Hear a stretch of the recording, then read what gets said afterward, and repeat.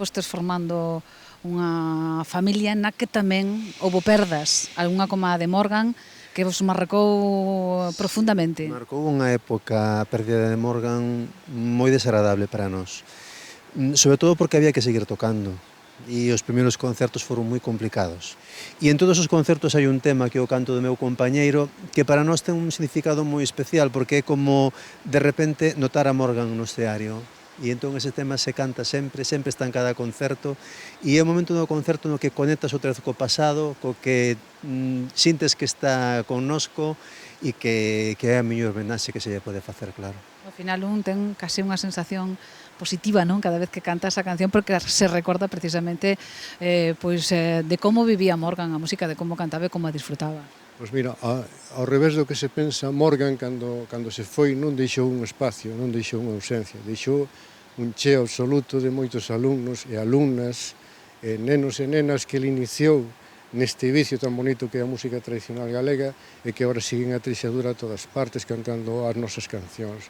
O legado de Morgan, que era un legado popular, porque el non cobraba por enseñar, era unha persona que tiña a filosofía de que a música era de todos, non? Entonces, polos barrios de San Pedro de Santiago, por onde el, digamos, tiña o seu alumnado, deixou unha herencia moi importante que hoxe en día está viva gracias a él.